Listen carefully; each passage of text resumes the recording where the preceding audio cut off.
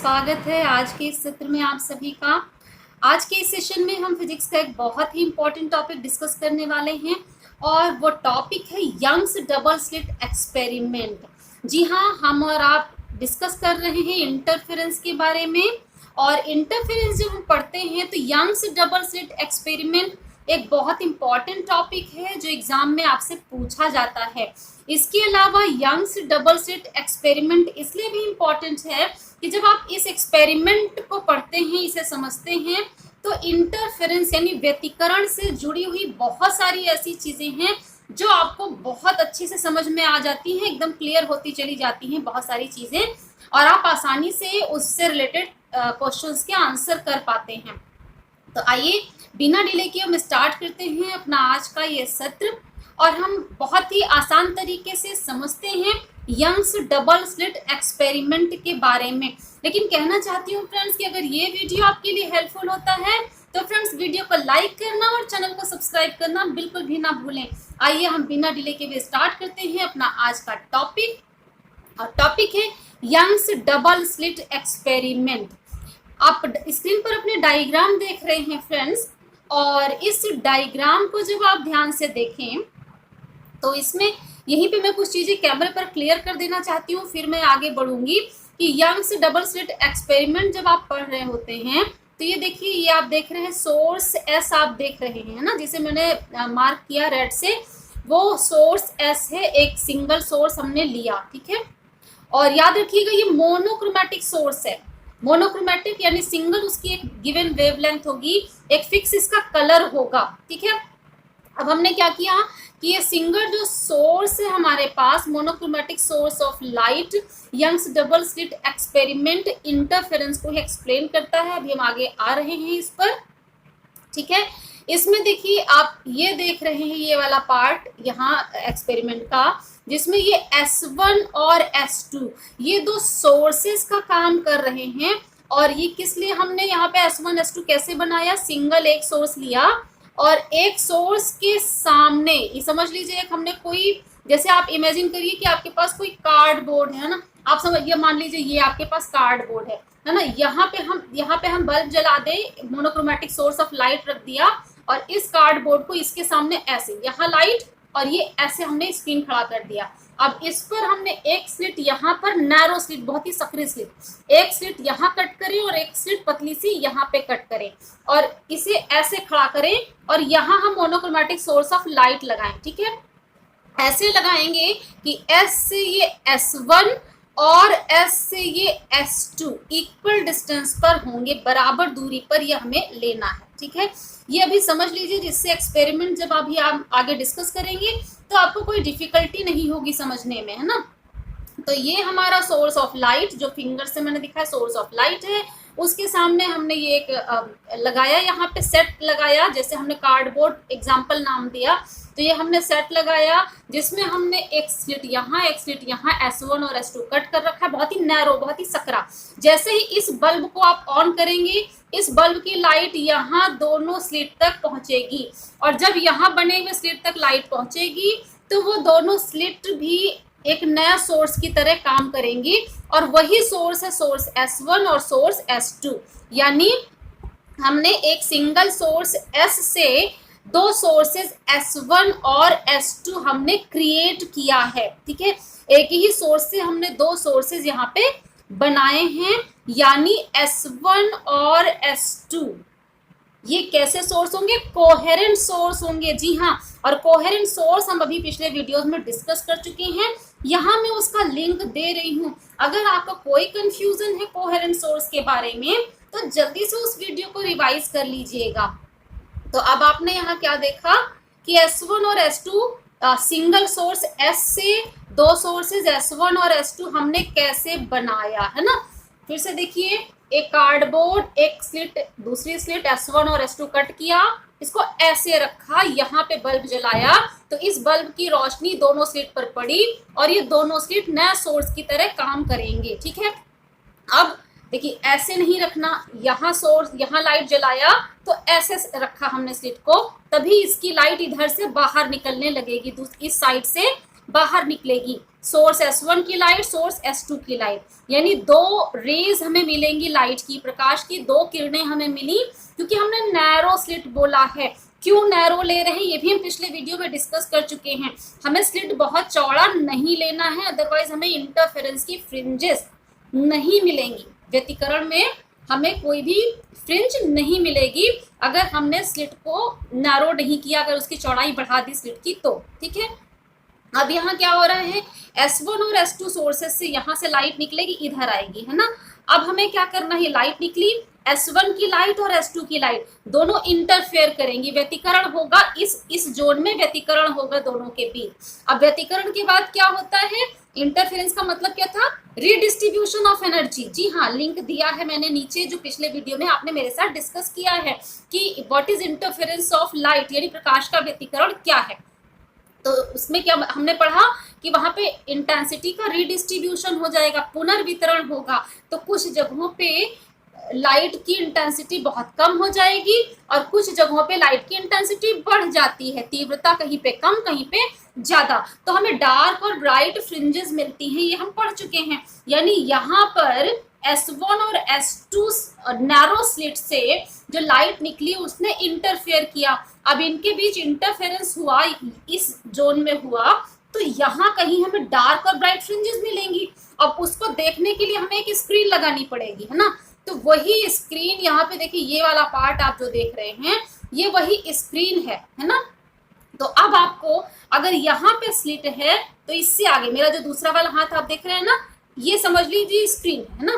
तो अब इसको ऐसे नहीं, देखिए ये आपका स्लिट कटा, इसके बिल्कुल सामने, यानी इसको घुमाए तो ऐसा ही आप डायग्राम में देख रहे हैं, यहाँ पे आपकी लाइट लगी, फिर ये स्लिट हमने ऐसे लगाया और इसके बिल्कुल सामने स्क्रीन, तभी तो इसकी लाइट जो निकल करके आएगी इस स्क्रीन पर आपको डार्क और ब्राइट फ्रिंजेस देगी। ओके, तो अब हाथ की जगह मान लीजिए ये पेपर हमारा भी स्क्रीन बन गया, मान लीजिए, है ना, ये स्क्रीन है, तो यहाँ पर डार्क और ब्राइट फ्रिंजेस मिलेंगी। आपका ऐसे सेटअप रखा हुआ है, समझ लीजिए, यहाँ लाइट है, यहाँ पे स्लिट्स हैं और इस स्क्रीन में डार्क ब्राइट फ्रिंजेस मिलेंगी, एक डार्क एक ब्राइट, है ना। इसीलिए स्क्रीन पे देखिए सिर्फ डार्क और ब्राइट की पोजीशन यहाँ पे मेंशन की गई है, यहाँ पे हमने फ्रिंजेस दिखाया नहीं है। क्यों? क्योंकि फ्रिंजेस यहाँ से नहीं दिखेगी, ये पोजीशन जो दिख रही है आपको डायग्राम, वो इस साइड से दिख रहा है। अब अगर हमें इसमें फ्रिंजेस कैसी बन रही, इस स्क्रीन पर कैसी फ्रिंजेस बन रही हैं, अगर आप ये देखना चाहते हैं तो आपको इस साइड से देखना पड़ेगा, यानी यहाँ डार्क ब्राइट जो आएगा वो यहाँ आएगा, ऐसे इसको घुमाए तो यहाँ आपको वो बना हुआ दिखना चाहिए, ठीक है। अब मुझे लगता है ये सेटअप आप समझ गए हैं। अब हम इस एक्सपेरिमेंट को डिस्कस कर लेते हैं, यंग्स डबल स्लिट एक्सपेरिमेंट, हम इस पे आ जाते हैं, ठीक है। तो यंग्स डबल स्लिट एक्सपेरिमेंट को डिस्कस करने के लिए डायग्राम तो मैंने आपको बता दिया है कि डायग्राम क्या कहता है। तब देखिए पूरा इंटरफेरेंस ऑफ वेव्स हमने पढ़ा, यानी तरंगों का व्यतिकरण, तो उसमें किसी भी तरीके की वेव्स आप ले सकते हैं। जब हम इंटरफेरेंस ऑफ लाइट की बात करते हैं, प्रकाश के व्यतिकरण की, तो हमें लाइट ही, प्रकाश ही लेना है, ठीक है। और कोहेरेंट सोर्स ऑफ लाइट की बात की गई थी, जिसमें आपने पढ़ा पिछले वीडियो में, जब हम सिंगल एक सोर्स से दो सोर्स क्रिएट करते हैं तो वो कोहेरेंट सोर्स ऑफ लाइट होते हैं। इस सोर्स को मोनोक्रोमैटिक रखना है, यानी सिंगल एक कलर की होगी, फिक्स वेवलेंथ होगी, और अगर इसको हमने मोनोक्रोमैटिक रखा तभी हमें यहाँ पे डार्क और ब्राइट ऐसे करके हमें पॉइंट्स मिलेंगे। अगर हमने मोनोक्रोमैटिक सोर्स नहीं रखा फ्रेंड्स, तो हम आगे पढ़ेंगे कि तब इस स्क्रीन पे हमें डार्क ब्राइट हमें फ्रिंजेस नहीं मिलती हैं, बल्कि हमें कुछ कलर्ड फ्रिंजेस मिलती हैं, बहुत सारे कलर्स की ऐसे लाइन से फ्रिंजेस हमें मिलती हैं। यानी मान एक ही कलर की डार्क ब्राइट ना मिलके हमें डिफरेंट कलर की बहुत सारी फ्रिंजेस दिखाई पड़ती हैं। तो अगर हमें डार्क ब्राइट फ्रिंज का इंटरफेरेंस पैटर्न देखना है तो हमें मोनोक्रोमैटिक सोर्स ऑफ लाइट ही लेना पड़ेगा, सिंगल कलर का ही लेना पड़ेगा। अब इस सोर्स से S1 और S2 इक्वल डिस्टेंस पर हैं, बराबर दूरी पर हैं, ठीक है। यानी जो S से लाइट चलेगी वो जितने डिस्टेंस यहाँ तक जाने में कवर करेगी उतना ही डिस्टेंस यहाँ तक जाने में कवर किया। इसका मतलब क्या है, S1 पर जो लाइट का फेज है, कला है, और S2 पर जो फेज है वो सेम फेज होंगी, बराबर कला में होंगी दोनों, ठीक है। इसका और फिर जब S1 से चला और O पे मिला, इधर S2 से चला और O पे मिला, तो दोनों साइड से चल के जब O पे मिल रहा है तो ये S1 से O भी जितनी डिस्टेंस है उतनी ही S2 से O की डिस्टेंस है, यानी ये दोनों दूरियां भी बराबर हो गई। तो इसका मतलब क्या हुआ कि O पर जब दोनों S1 और S2 सोर्स से लाइट पहुंचेगी तो O पर S1 से आने वाली लाइट और S2 से आने वाली लाइट दोनों सेम फेज में मिलेंगी, एक ही कला में मिलेंगी। और सेम फेज में मिलने की वजह से ये O यानी सेंटर है ना, आपकी स्क्रीन का सेंटर है। सेंटर क्यों, देखिए सोर्स से हम डायरेक्ट ऐसे लाइन ड्रॉ करें तो जहां पे कट करती है वो सेंटर ऑफ स्क्रीन है, और सेंटर पर दोनों सोर्स S1 और S2 से सेम फेज में लाइट पहुंचती है। सेम कला यानी सेम फेज में पहुंचने की वजह से सेंटर पर हमेशा ब्राइट फ्रिंज ही मिलेगी, आपको दीप्त फ्रिंज मिलती है सेंटर पर, ठीक है। उसके बाद जब सेंटर से ऊपर की तरफ जाते हैं या सेंटर से नीचे की तरफ जाते हैं तो ब्राइट, सेंटर पर ब्राइट मिलने के बाद हमें ऊपर की तरफ गए तो पहली डार्क मिली D1, फिर पहली डार्क के बाद पहली ब्राइट मिली B1, इसके आगे जाएंगे तो दूसरी डार्क मिल जाएगी, फिर उसके आगे जाएंगे तो दूसरी ब्राइट, यानी एक डार्क एक ब्राइट, एक डार्क एक ब्राइट, ऐसा मिलेगा। इसी तरीके से हम सेंटर से नीचे की तरफ जाएंगे तो सेंटर पर तो ब्राइट है ना, तो ब्राइट के बाद पहली डार्क ही आनी है, तो नीचे की तरफ जाने पर भी पहली डार्क फिर पहली ब्राइट, फिर पहली डार्क फिर पहली ब्राइट, इस तरीके से मिलेंगी। यहाँ देखिए सिर्फ हमने सेंटर के ऊपर और सेंटर के नीचे first dark and first bright यही दो हमने दिखाया है। Second dark second bright, third dark third bright ये यहाँ पे दिखाया नहीं है, लेकिन बहुत सारे केसेस में वो दिखाई पड़ती हैं फ्रिंजेस। यहाँ पे सिर्फ हमने फर्स्ट डार्क और फर्स्ट ब्राइट सेंटर से ऊपर और फर्स्ट डार्क और फर्स्ट ब्राइट सेंटर से नीचे दिखाया है।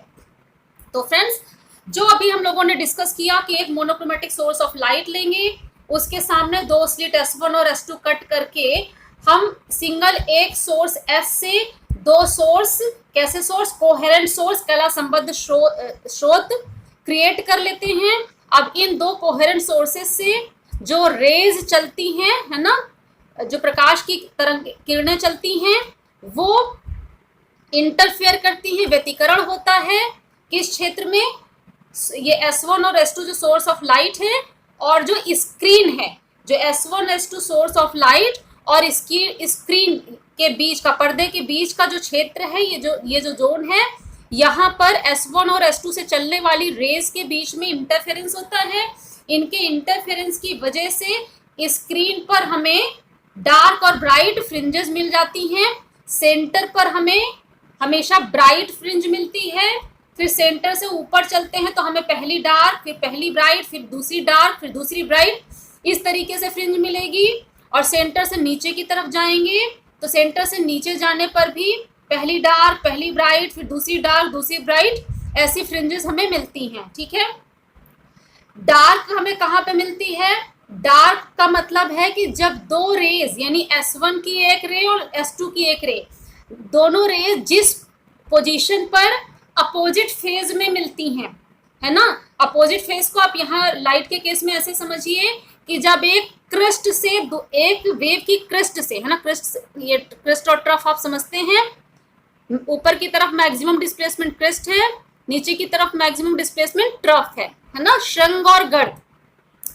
जब एक वेव की क्रिस्ट से दूसरी वेव की क्रिस्ट मिले, या एक वेव के ट्रफ से, है ना, दूसरी वेव की ट्रफ मिले, एक की क्रिस्ट से दूसरी की क्रिस्ट मिली, है ना, या एक के ट्रफ से दूसरे की ट्रफ मिली, तो सेम फेज में मिली, सेम फेज में मिलेंगी तो एक दूसरे के इफेक्ट को बढ़ा देंगी, यानी उसके सामने हमें ब्राइट फ्रिंज मिलेगी, दीप्त फ्रिंज मिलेगी। देखिए जो S1 से चली लाइट, उसका, इसको अगर आप क्रिस्ट कहते हैं, हम कलर इसका चेंज भी कर सकते हैं, चलिए ब्लैक ले ले जिसे दिख जाए। ये अगर आप देखें, है ना, अगर ये आपका क्रिस्ट है तो ये डॉटेड वाला ट्रफ, ओके, ये वाली ऐसी लाइन क्रेस्ट है तो डॉटेड वाला ट्रफ होगा, ये शंख है तो डॉटेड वाला गर्त होगा, ठीक है, S1 के लिए भी और S2 के लिए भी। अब यहाँ ध्यान से देखिए, S2 का क्रेस्ट ट्रफ है ना, फिर क्रेस्ट फिर ट्रफ, एक क्रेस्ट एक ट्रफ ऐसे ही आता है। इसी तरीके से सही से ड्रॉ करेंगे आप तो ये बिल्कुल सही बन जाता है। यहाँ पर बस ड्रॉ करना सीखिएगा, प्रॉपर सर्कल आप इक्वल डिस्टेंस पे, इनसे इक्वल डिस्टेंस पे आप ड्रॉ करते जाएं, डिस्टेंस गड़बड़ नहीं करना है, क्योंकि डिस्टेंस गड़बड़ करेंगे तो ये डायग्राम बनाने में बहुत दिक्कत आती है, ठीक है। फिर S2 का ये देखिए लाइट चली, क्रेस्ट ट्रफ फिर क्रेस्ट फिर ट्रफ, इसको जैसे ही आप ड्रॉ करेंगे बस ध्यान रखिएगा प्रॉपर सर्कल ही बनना है ना, जहाँ यहाँ पे S2 सेंटर लेकर के, यहाँ पे S1 सेंटर लेकर के, और इक्वल डिस्टेंस इनके बीच अगर आप कवर कर लेते हैं तो आप देखेंगे कि जब S1 के क्रेस्ट से क्रेस्ट और ट्रफ से ट्रफ कहाँ मिल रहे हैं, देखिए इसके S1 के क्रेस्ट से इस पॉइंट पर S2 की लाइट का क्रेस्ट मिला है ना, तो जहां क्रेस्ट से क्रेस्ट मिला वो ब्राइट पॉइंट है ना। फिर इसके आगे देखिए ट्रफ, ये वाला ट्रफ था है ना, यहाँ देखिए ट्रफ से ट्रफ मिला, तो ट्रफ से ट्रफ मिला तो ब्राइट, और क्रेस्ट से क्रेस्ट मिला तो ब्राइट, ओके, ये पॉइंट।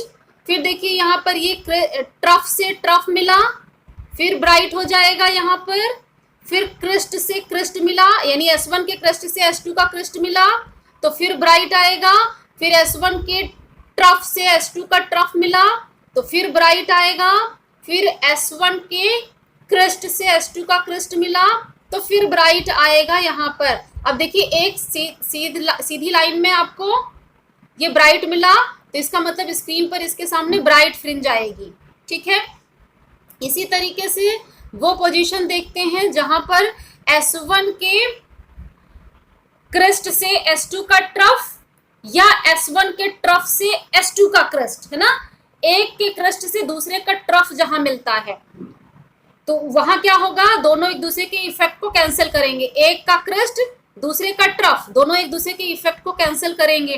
तो यहाँ देखिए ये है S1 का ट्रफ डॉटेड लाइन और ये है आपका S2 का क्रेस्ट है ना सॉलिड लाइन, तो ये क्या होगा डार्क, यानी अपोजिट फेज में मिला, एक दूसरे के इफेक्ट को कैंसिल किया तो डार्क। इसके सामने देखिए S1 का क्रेस्ट S2 के ट्रफ से मिला फिर अपोजिट फेज, इसका मतलब यहाँ पे फिर डार्क। फिर इस पोजीशन पे देखिए एक का ट्रफ दूसरे का क्रेस्ट, फिर से यहाँ पे डार्क है ना। इसी तरीके से यहाँ भी डार्क है, यहाँ भी डार्क है क्योंकि अपोजिट फेज, ये सारे डार्क एक लाइन में आ गए तो इसके सामने स्क्रीन पर आपको क्या मिलेगा, डार्क फ्रिंज मिलेगी, ठीक है। इसी तरीके से सेंटर पे क्या होगा, जो S1 से जो लाइट आएगी जितने फेज पे आई S2 की लाइट भी उतनी ही फेज पे आई क्योंकि इक्वल डिस्टेंस कवर किया, तो यहाँ पर ब्राइट आ जाएगा, ठीक है। वैसे भी देखें तो भी दिख रही है, देखिए ट्रफ से ट्रफ, क्रेस्ट से क्रेस्ट, ट्रफ से ट्रफ, क्रेस्ट से क्रेस्ट, ट्रफ से ट्रफ, क्रेस्ट से क्रेस्ट मिल रही है, यानी ये ब्राइट हो गया पॉइंट। इसी तरीके से हम सेंटर से नीचे जा करके भी देख सकते हैं कि यहाँ पे डार्क आएगा और यहाँ पे ब्राइट आएगी, ठीक है। तो ये चीजें आपने समझ लिया, ये आप इस जैसे आपने सुना बिल्कुल ऐसे ही लिख देंगे तो ये कंप्लीट हो जाता है आपका यंग्स डबल स्लिट एक्सपेरिमेंट। जब इस एक्सपेरिमेंट को आप पढ़ेंगे इसके लिए मैं एक और डायग्राम आपको दिखाऊं, आप ऐसा भी डायग्राम इसके लिए बना सकते हैं क्योंकि यहाँ पर देखिए लिख भी दिया है एक वर्णी प्रकाश स्रोत, monochromatic source of light, okay. बाकी सब वैसा ही है, S से S1 और S2 दो सोर्सेज हमने क्रिएट किए है ना। ये दो सोर्सेज जो आपने क्रिएट किए हैं S1 और S2 कैसे सोर्स होंगे, S1 और S2 आपके कोहेरेंट सोर्स होंगे। जो सोर्स है L से जिसको रिप्रेजेंट किया है और स्क्रीन जिसको C से यहाँ रिप्रेजेंट किया है, इनके बीच के जोन में इस क्षेत्र में S1 और S2 से चलने वाली जो वेव है लाइट की, प्रकाश की किरण है, वो इंटरफेयर करती है और स्क्रीन पर ब्राइट और डार्क फ्रिंजेस मिलती हैं। अब ये स्क्रीन है, अभी मैंने आपको स्टार्टिंग में बताया था कि इस स्क्रीन पर फ्रिंज देखने के लिए आपको इस साइड में आकर इधर देखना पड़ेगा स्क्रीन की तरफ, है ना, क्योंकि आपको ऊपर से फ्रिंज नहीं दिखाई पड़ेगी। ये स्क्रीन है, इस स्क्रीन पर इधर बना हुआ होगा फ्रिंजेस। और फ्रिंजेस कैसे बनेंगी फ्रेंड्स, तो वो भी जानकारी आपको होनी चाहिए कि फ्रिंजेस कैसे आएंगी। यहाँ देखिए, अगर इस डायग्राम को आप ध्यान से देखते हैं तो ये देखिए, जो सेंटर ऑफ स्क्रीन बात कर रहे थे ओ, है ना, और सेंटर से ऊपर जाएंगे तो एक डार्क ब्राइट, सेंटर से नीचे जाएंगे तो एक डार्क ब्राइट, इसीलिए इसको हमने डिस्टेंस लिखा है, ठीक है। सेंटर पर भी ब्राइट आया था, क्यों ब्राइट आया वो डिस्कस कर चुके हैं। तो ये सेंटर पर देखिए ब्राइट आया, ये वाली वाई एक्सिस जो ले रहे हैं, ये वाली एक्सिस इंटेंसिटी यानी तीव्रता को, जहां पे इंटेंसिटी ज्यादा वहां पे ब्राइट, जहां पे इंटेंसिटी कम वहां पे डार्क, है ना।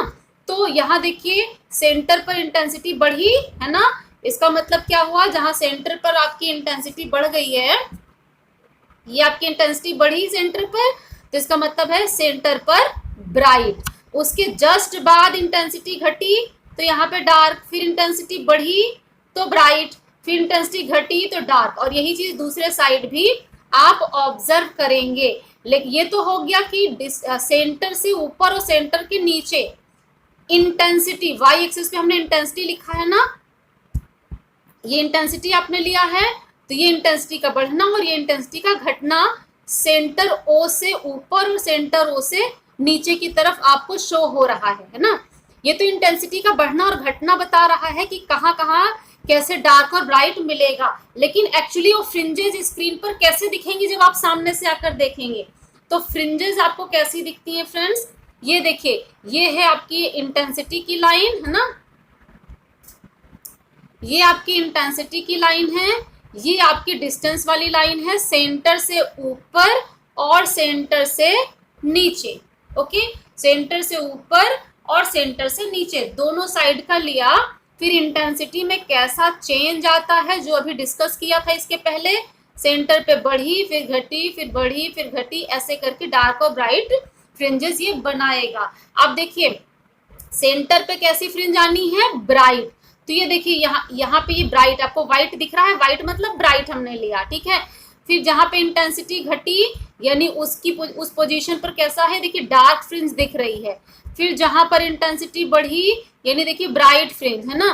फिर जहाँ पर इंटेंसिटी आपकी घट गई उस जगह पर कैसी ये डार्क फ्रिंज आएगी। तो एक्चुअली ये वाला जो पोर्शन आप देख रहे हैं यही आपको दिखा रहा है, स्क्रीन पर ऐसी डार्क और ब्राइट फ्रिंज आपको दिखाई पड़ेंगी, है ना। ये तो है इंटेंसिटी का वेरिएशन, ये वाला पार्ट इंटेंसिटी का वेरिएशन बता रहा है, इंटेंसिटी यानी तीव्रता कैसे बदलेगी, ठीक है। और ये बता रहा है स्क्रीन पर हमें ऐसी फ्रिंजेस मिलेंगी।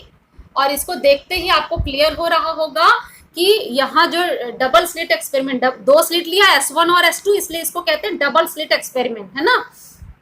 और यहाँ पे जो डार्क और ब्राइट फ्रिंजेस बन रही हैं, तो जितनी चौड़ाई ब्राइट फ्रिंज की होगी उतनी ही चौड़ी आपकी डार्क फ्रिंज होगी, है ना। दोनों की जो चौड़ाई है बराबर होगी। लेकिन अगर आपसे कहा जाए फ्रिंज विड्थ बताइए, फ्रिंज की चौड़ाई, तो फ्रेंड्स फ्रिंज विड्थ का मतलब होता है कि उसमें एक ब्राइट फ्रिंज और एक डार्क फ्रिंज, जब इन दो को मिलाते हैं दोनों की चौड़ाई को, तो बनती है फ्रिंज विड्थ, जिसको हम बीटा से रिप्रेजेंट करते हैं।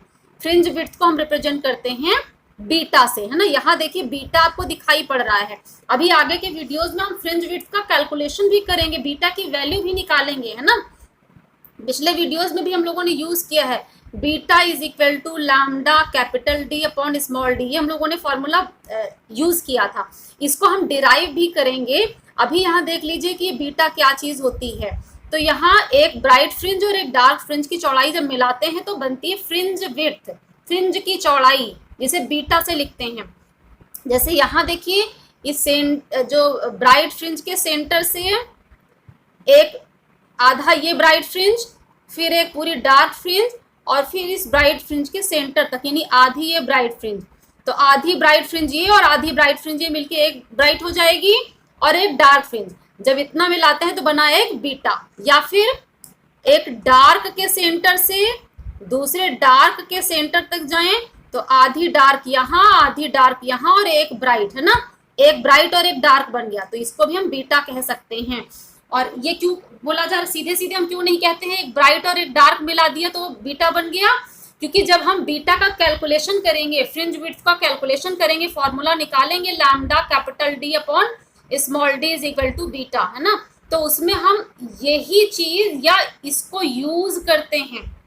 यानी एक डार्क फ्रिंज के सेंटर से जो उसकी अगली आने वाली डार्क फ्रिंज है उसके सेंटर तक की डिस्टेंस निकालेंगे तो बीटा बन जाएगा, या एक ब्राइट के सेंटर से नेक्स्ट आने वाली ब्राइट के सेंटर तक जाएंगे, वो डिस्टेंस निकालना तो बीटा बन जाएगा, ठीक है। और उस बीटा को हम कहेंगे फ्रिंज विड्थ। तो फ्रेंड्स, ये तो यंग्स डबल स्लिट एक्सपेरिमेंट के बारे में अभी हमने इतना जाना। यहाँ देखिए, यंग्स डबल स्लिट एक्सपेरिमेंट हमें इंटरफेरेंस के बारे में बहुत सारी चीजें क्लियर करता है। साथ ही यहाँ से आप एक और चीज देख सकते हैं, मान लीजिए कि आप जो भी डायग्राम यूज करें ये वाला यूज कर लें।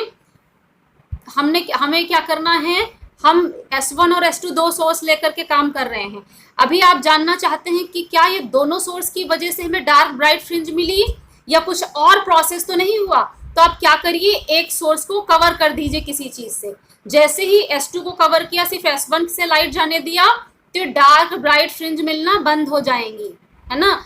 इसी तरीके से हम अगर S1 को कवर कर दें, सिर्फ S2 से लाइट जाने दें, तो भी डार्क ब्राइट फ्रिंज मिलना बंद हो जाती हैं। इसका मतलब क्या है, S1 और S2 दो सोर्सेज होने चाहिए, तभी आपको डार्क और ब्राइट फ्रिंज इंटरफेरेंस की वजह से मिलती हैं, ठीक है। तो दूसरी चीज क्या है, सिंगल सोर्स से जब हम दो सोर्स क्रिएट करते हैं, यानी कोहेरेंट सोर्स, जो कि पिछले वीडियो में हम लोगों ने पढ़ रखा, जिसका लिंक मैं नीचे दे रही हूँ, ठीक है। तो जब कोहेरेंट सोर्स लेते हैं तभी हमें डार्क और ब्राइट फ्रिंज मिलती है। अगर इसकी जगह पर हम एक सोर्स से दो सोर्स ना क्रिएट करके दो इंडिपेंडेंट सोर्स, यानी यहाँ पे अलग लाइट सोर्स रख दें और यहाँ पे अलग दूसरा लाइट सोर्स रख दें, इंडिपेंडेंट सोर्स ले लें, तो भी ये ब्राइट और डार्क फ्रिंजेस नहीं बनती हैं। क्यों नहीं बनती हैं, ये फुल डिस्कशन हम लोग पिछले वीडियो में कर चुके हैं, जिसका लिंक यहाँ पे नीचे में दे रही हूँ। अगर आपको कोई कंफ्यूजन हो तो उस पर जाकर आप रिवीजन कर लीजिएगा, और जो वहां आपने पढ़ा उससे आप एक्सपेरिमेंटली यहाँ प्रूव कर पाए यंग्स डबल स्लिट एक्सपेरिमेंट से, कि अगर सिंगल सोर्स से हम दो सोर्स ना बना करके दो इंडिपेंडेंट सोर्सेज ले लें, स्वतंत्र स्रोत ले लें, तो आपको ये डार्क और ब्राइट फ्रिंज नहीं मिलती, इंटरफेरेंस पैटर्न आप नहीं देख पाते हैं, ठीक है। दूसरी एक और चीज यहाँ एक्सपेरिमेंटली क्या प्रूव किया, कि अगर एक ही सोर्स ले दूसरे को हम कवर कर देते हैं तो भी हमें डार्क और ब्राइट फ्रिंज नहीं मिलती। यानी कि दो सोर्सेज से निकलने वाली लाइट रेज, प्रकाश की किरण जब इंटरफेयर करती हैं, उनके बीच व्यतिकरण होता है, तभी डार्क और ब्राइट फ्रिंज हमें मिलती हैं। तो फ्रेंड्स, मैंने आपको इंटरफेरेंस के केस में यंग्स डबल स्लिट एक्सपेरिमेंट भी बताया, और कैसा आपको इंटेंसिटी का डिस्ट्रीब्यूशन, तीव्रता का वितरण कैसा आता है वो भी आपको बताया, फ्रिंजेस कैसे बनती हैं वो भी आपने यहाँ पे देखा। अब ये याद रखिएगा, भले ही हम लोग यंग्स डबल स्लिट एक्सपेरिमेंट में पढ़ रहे हैं, लेकिन अगर आपसे क्वेश्चन पूछा जाता है कि इंटरफेरेंस यानी व्यतिकरण में फ्रिंज कैसी मिलती है, तो आप यही ड्रॉ करेंगे। अगर आपसे पूछा जाता है कि इंटरफेरेंस में इंटेंसिटी का डिस्ट्रीब्यूशन कैसा होगा, आप ये पूरा ड्रॉ करेंगे, ठीक है। इंटेंसिटी डिस्ट्रीब्यूशन, ये तीव्रता का वितरण भी बताएंगे, और ये फ्रिंजेस कैसे बनेंगी ये भी साथ में बता दीजिए, ठीक है।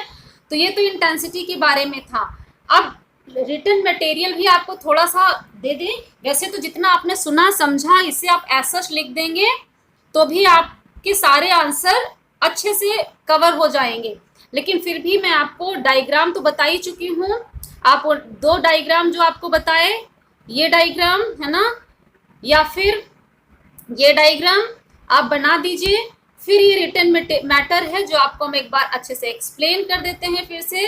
ये वैसे मैंने डिस्कशन में पूरा कवर कर लिया है, आपको कोई डाउट नहीं रह गया होगा। Young's double slit experiment in 1801 Thomas Young demonstrated the interference of light experimentally, है ना। साइंटिस्ट थे, थॉमस यंग नाम के साइंटिस्ट थे। जिन्होंने एक्सपेरिमेंटली प्रायोगिक रूप से प्रयोग करके प्रकाश के व्यतिकरण को दर्शाया था। ठीक है, his experiment gave a deadly blow to the corpuscular theory of light as the experiment led to the conclusion that light has wave nature।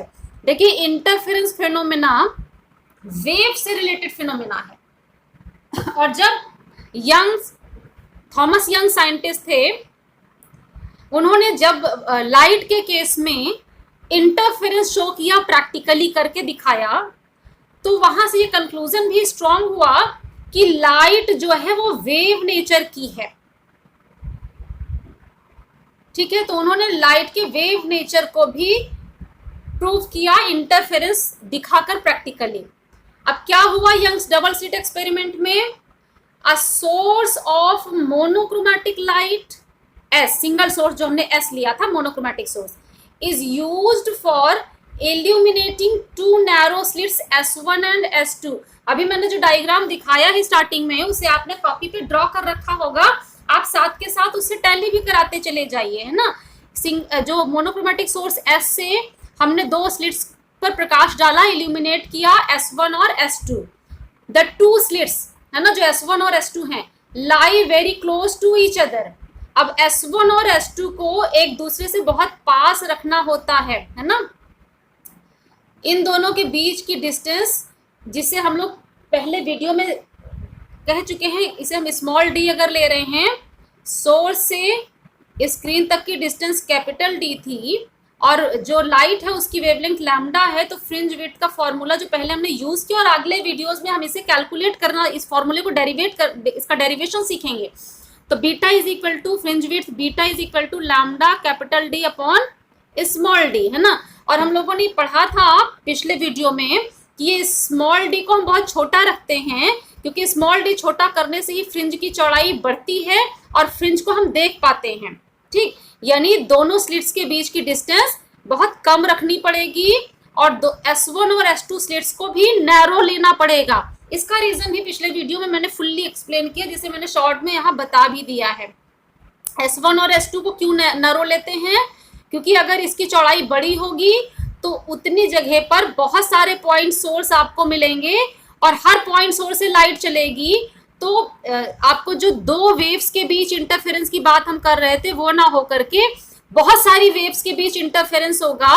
और इसका मतलब क्या है? स्क्रीन पर बहुत सारे डार्क ब्राइट के इंटरफेरेंस पैटर्न बनेंगे और सारे ओवरलैप कर जाएंगे, है ना। कोई 2 वेव इंटरफेयर करी, उसका इंटरफेरेंस पैटर्न, फिर अगली 2 इंटरफेयर करी, उसका इंटरफेरेंस पैटर्न।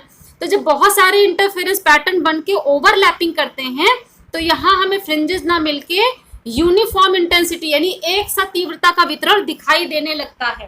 ठीक, और ये पिछले वीडियो में जिसका लिंक नीचे दिया है उसमें हमने अच्छे से डिस्कस किया है, तो आप वहां जाकर के और डिटेल इसका देख सकते हैं। यानी यहाँ हमें सिर्फ ये कहना है कि स्मॉल डी को हमें बहुत छोटा लेना है, क्यों? जिससे फ्रिंज की चौड़ाई बढ़ जाए और आपको स्क्रीन पर फ्रिंजेस दिखाई पड़ने लग जाएं।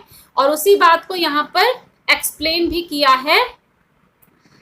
The 2 slits lie very close to each other, है ना। स्मॉल डी की इसका क्या मतलब हुआ? दोनों स्लिट एक दूसरे के बहुत पास होंगी, मतलब स्मॉल डी छोटा होगा। ठीक है, at equal distance from the source S, और एस सोर्स से S1 और S2 बराबर डिस्टेंस पर होंगे।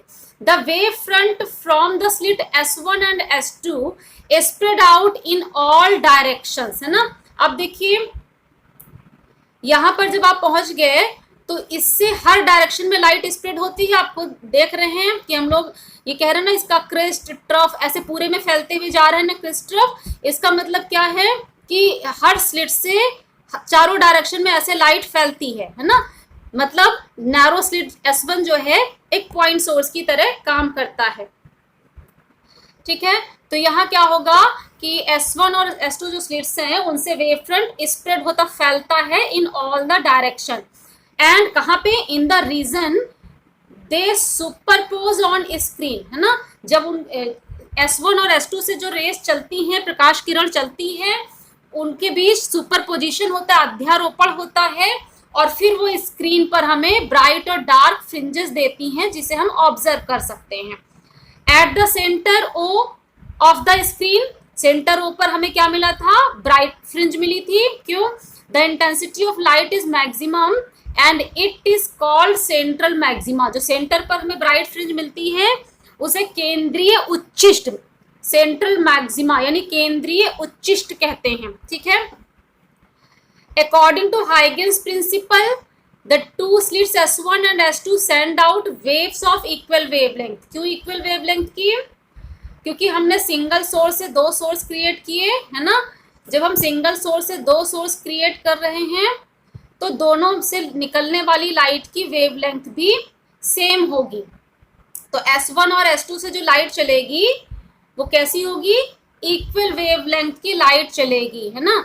और सेम एम्पलीट्यूड होगा, सेम फ्रीक्वेंसी भी होगी, है ना। इसका मतलब क्या है, सोर्स कैसे होंगे, S1 और S2 मोनोक्रोमेटिक होंगे। ठीक है, S1 से जो सेंटर ऑफ द स्क्रीन है O पॉइंट, वहां तक की डिस्टेंस यानी S1O और S2O भी इक्वल हैं। ये हम लोगों ने स्टार्टिंग में ही डिस्कस कर लिया। The light waves from the two slits S1 and S2 reach point O in phase. जब S1 और S2 बराबर डिस्टेंस है तो O पॉइंट पर जो S1 से वेव चली और S2 से चली वो सेम फेज में मिलेंगे। यानी या तो क्रेस्ट से, एक वेव की क्रेस्ट से दूसरे की क्रेस्ट, या एक की ट्रफ से दूसरे सोर्स से चलने वाली वेव की ट्रफ, है ना। S1 की वेव की क्रेस्ट से S2 की वेव का क्रेस्ट, या S1 की वेव के ट्रफ से S2 की वेव का ट्रफ O पर मिलता है। तो इस वजह से सेम फेज में मिलने के कारण O पर इंटेंसिटी मैक्सिमम होती है, यानी वहां पे हमें ब्राइट फ्रिंज मिलती है। और सेंटर पर मिलने के कारण उसे हम सेंट्रल मैक्सिमा या केंद्रीय उच्चिष्ट कहते हैं। और जब सेंटर से आप ऊपर की तरफ जाएंगे तो सेंटर से ऊपर जाने पर हमें डार्क ब्राइट फ्रिंजेस मिलती हैं, D1 B1 D2 B2, है ना। स्क्रीन पर मैंने बताया था कि हमने सिर्फ D1 B1 शो किया है, D2 B2 को शो नहीं कर रखा है, बहुत आगे तक जाकर के नहीं दिखाया। इसी तरह स्क्रीन के नीचे भी जाएंगे, सेंटर O से नीचे जाएंगे तो भी हमें डार्क और ब्राइट फ्रिंजेस मिलती हैं। ठीक है, अब डार्क जहां पे मिली यानी at the points D1 D2 D3, जहां पे हमें first dark, second dark, third dark मिल रही है। तो डार्क क्यों मिली थी, जब the crest of one wave जो S1 से आई उसका crest falls on the trough of the other wave, है ना। S1 का क्रेस्ट S2 की वेव के ट्रफ पर आ जाए, या S1 का ट्रफ S2 की वेव के ट्रफ पर आ जाए, S1 का क्रेस्ट S2 के ट्रफ पर आ जाए, या फिर S1 का ट्रफ S2 के क्रेस्ट पर आ जाए। यानी एक सोर्स की वेव का क्रेस्ट दूसरे सोर्स के वेव के ट्रफ पे आए। ठीक है, अलग अलग हो, एक का क्रेस्ट हो तो दूसरी वेव का ट्रफ हो।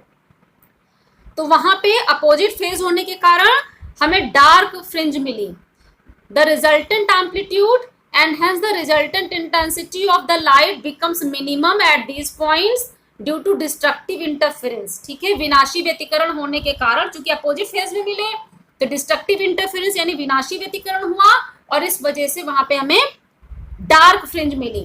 These points corresponds to the position of dark fringes on screen and at points B1 B2 etc the crest of one wave falls on the crest of the other। एक source से आने वाली wave की crest दूसरे source से आने वाली wave की क्रेस्ट पर पड़ती है, या एक सोर्स से आने वाली वेव का ट्रफ दूसरे सोर्स से आने वाले वेव के ट्रफ पर पड़ती है। Due to this the resultant amplitude and hence the resultant intensity of the light at these points becomes maximum। In points पर इंटेंसिटी मैक्सिमम हो जाती है। क्यों मैक्सिमम, क्योंकि यहाँ पे हुआ कंस्ट्रक्टिव इंटरफेरेंस, संपोषी व्यतिकरण हुआ। These points corresponds to the position of bright fringes on the screen। तो फ्रेंड्स ये तो एक्सप्लेनेशन था जो यंग्स डबल स्लिट एक्सपेरिमेंट के बारे में दिया गया। अब दो बातें जो मैंने आपको बताई कि यंग्स डबल स्लिट एक्सपेरिमेंट क्या चीजें हमें क्लियर करता है। तो स्टार्टिंग मैंने वहां से किया कि सबसे बड़ी चीज तो ये बताता है कि जो लाइट है वो वेव नेचर का है, क्योंकि लाइट में इंटरफेरेंस हो गया, व्यतिकरण हुआ, और व्यतिकरण होना ये प्रूव कर देता है कि लाइट वेव नेचर का है। ठीक है, इसके अलावा यंग्स डबल स्लिट एक्सपेरिमेंट दो और कौन सी बात बताता है जो हम लोग डिस्कस भी कर चुके हैं, वो क्या है, द इंटरफेरेंस पैटर्न डिसअपियर, जो डार्क ब्राइट फ्रिंज है उसको हम कहते हैं इंटरफेरेंस पैटर्न। ठीक है, व्यतिकरण प्रतिरूप, अगर ऐसा आए व्यतिकरण प्रतिरूप बताइए, तो वही आप फ्रिंजेस ड्रॉ कर देंगे, जो डार्क ब्राइट फ्रिंजेस का हमने आपको डायग्राम दिखाया था। ये वाला जो ये डार्क ब्राइट फ्रिंजेस हमने आपको बताए थे, इंटरफेरेंस पैटर्न में, व्यतिकरण प्रतिरूप में यही आएगा। ठीक, so the interference pattern disappears if one of the two slits is closed, है ना। सिंगल सोर्स था, इससे हमने दो स्लिट पे लाइट डाली थी और दोनों स्लिट S1 और S2 दो अलग अलग सोर्स की तरह काम करने लगते हैं। लेकिन अगर किसी एक को हम कवर कर दें, यानी सिंगल स्लिट बची, सिंगल सोर्स बचता है, तो स्क्रीन पर मिलने वाली डार्क ब्राइट फ्रिंजेस हमें नहीं मिलती हैं, यानी ये हमें पैटर्न डिसअपियर हो जाता है, इंटरफेरेंस का व्यतिकरण प्रतिरूप नहीं दिखाई पड़ता।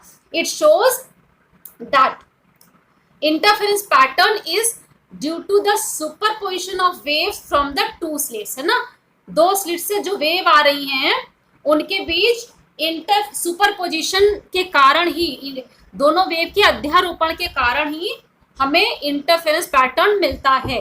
दो सोर्स से दो वेव्स हम नहीं लेंगे तो हमें इंटरफेरेंस पैटर्न नहीं मिलेगा, यानी सिंगल स्लिट से इंटरफेरेंस पैटर्न नहीं मिलेगा। इसको नोट कर लीजिए, क्योंकि आगे अगर आप डिफ्रैक्शन पढ़ेंगे तो वहां आप इसको एक्सप्लेन करेंगे, इंटरफेरेंस और डिफ्रैक्शन के जब डिफरेंस आप बताएंगे उस केस में। और दूसरा पॉइंट जो हम लोगों ने डिस्कस किया है, यंग्स डबल स्लिट एक्सपेरिमेंट हमें क्या बता देता है, क्या चीजें क्लियर कर देता है। If instead of two slits illuminated with a single source, है ना, सिंगल सोर्स से हम दो स्लिट को पे लाइट डाल रहे हैं और उसकी वजह से हमें क्या मिल रहा है, यहाँ पर डार्क और ब्राइट फ्रिंजेस मिल रही है, सोर्स S1 और सोर्स S2। अगर हम सिंगल एक सोर्स से दो स्लिट पर लाइट डाल के ये दो सोर्सेज नहीं क्रिएट करें, है ना, मतलब two independent sources are used. अगर हम दो इंडिपेंडेंट सोर्स लेने, यानी एक S1 सोर्स अलग से रख दें और S2 सोर्स हम अलग से रख दें, है ना। अब हम सोचिए हमें यहाँ पे पैटर्न मिल जाए इस लाइट सोर्स और इस लाइट सोर्स से, इंडिपेंडेंट सोर्सेज से, तो ये पैटर्न नहीं मिला, है ना। The interference pattern obtained is not permanent one. अब ये सेंटेंस आपको इसलिए समझ में आ रहा होगा क्योंकि हम लोगों ने पिछले वीडियो में डिस्कस किया है, जिसका लिंक नीचे दे रखा है, कि इंटरफेरेंस S1 और S2 दो इंडिपेंडेंट सोर्सेस, स्वतंत्र प्रकाश स्रोत हैं, तो भी इनसे चलने वाली वेव्स के बीच इंटरफेरेंस होगा इस जोन में, इस क्षेत्र में। ठीक है, इंटरफेरेंस होता है, लेकिन यहाँ पे हमें डार्क और ब्राइट फ्रिंजेस नहीं दिखाई पड़ती स्क्रीन पर। उसका रीजन क्या है, क्योंकि दोनों सोर्सेस के बीच का फेज डिफरेंस कांस्टेंट नहीं रहता है, कलांतर स्थिर नहीं रहता है, कलांतर लगातार बदलता रहता है, जिसकी वजह से यहाँ पे जो फ्रिंजेस हैं डार्क ब्राइट, वो पैटर्न परमानेंट नहीं होता बल्कि तेजी से बदलता है, और इतनी तेज बदलता है कि आपकी आईज ये कैच नहीं कर पाती है डार्क और ब्राइट फ्रिंज की पोजीशन, बल्कि सारा मिक्स करके यूनिफॉर्म इंटेंसिटी, एक समान प्रकाश की तीव्रता स्क्रीन पर दिखाती हैं। सीधे से कह सकते हैं कि स्क्रीन पर फ्रिंजेस नहीं दिखाई पड़ती अगर हम दो स्वतंत्र प्रकाश स्रोत लेते हैं। ठीक है, और अगर सिंगल मोनोक्रोमेटिक सोर्स से दो सोर्स हम क्रिएट करते हैं S1 और S2, तो ये कोहेरेंट सोर्स हैं, और इस केस में हमें इंटरफेरेंस पैटर्न डार्क और ब्राइट फ्रिंजेस हमें मिलती हैं। इंटरफेरेंस पैटर्न यानी व्यतिकरण प्रतिरूप। ठीक है, तो वही यहाँ पे कहा, the interference pattern obtained is not permanent one. Permanent नहीं है, मतलब क्या है, तेजी से फ्रिंजेस की पोजीशन बदल रही होती है अगर ये इंडिपेंडेंट सोर्सेज हैं तो। And the position of maximum and minimum intensity do not remain fixed, है ना। किस केस में, इंडिपेंडेंट सोर्स के केस में जो पैटर्न है वो परमानेंट नहीं होता, बल्कि मैक्सिमम और मिनिमम इंटेंसिटी की पोजीशन तेजी से बदलती है।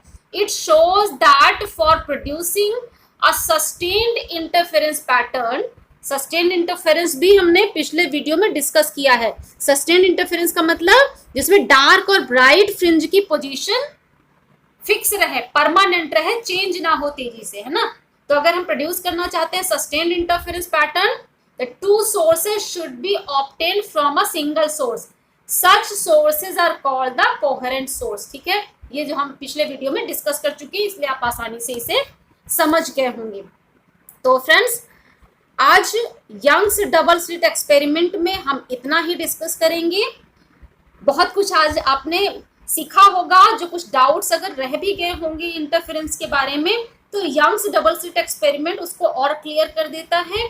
अब यहाँ हम लोगों ने क्या देखा कि सेंटर पर ब्राइट फ्रिंज बनी, सेंटर से ऊपर गए तो डार्क ब्राइट, सेंटर से नीचे गए तो डार्क ब्राइट फ्रिंजेस बनी। तो ये डार्क और ब्राइट किस पोजीशन पर बन रही है ना?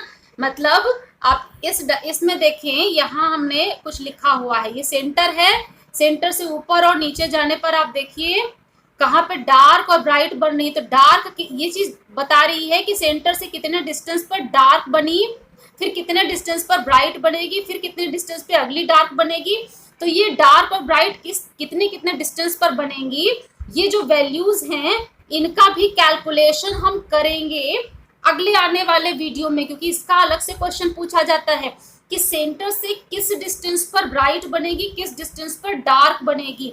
तो फ्रेंड्स, हमारे साथ आगे की वीडियोस में बने रहिए, जहां हम ये पोजीशन कैलकुलेट करना सीखेंगे, जहां पे हम कंस्ट्रक्टिव और डिस्ट्रक्टिव इंटरफेरेंस की क्या कंडीशंस हैं वो हम सीखेंगे, किस कंडीशन में कंस्ट्रक्टिव बनती है, किस कंडीशन में डिस्ट्रक्टिव बनती है, उस पर बेस्ड न्यूमेरिकल सीखेंगे और फ्रिंज विड्थ का कैलकुलेशन सीखेंगे। इस तरह से हम बहुत सारी जानकारी इंटरफेरेंस के बारे में लेने वाले हैं। तो आगे की वीडियोस में भी हमारे साथ बने रहिएगा। आज के इस वीडियो में अंत तक हमारे साथ बने रहने के लिए आप सबका बहुत बहुत धन्यवाद। Thank you.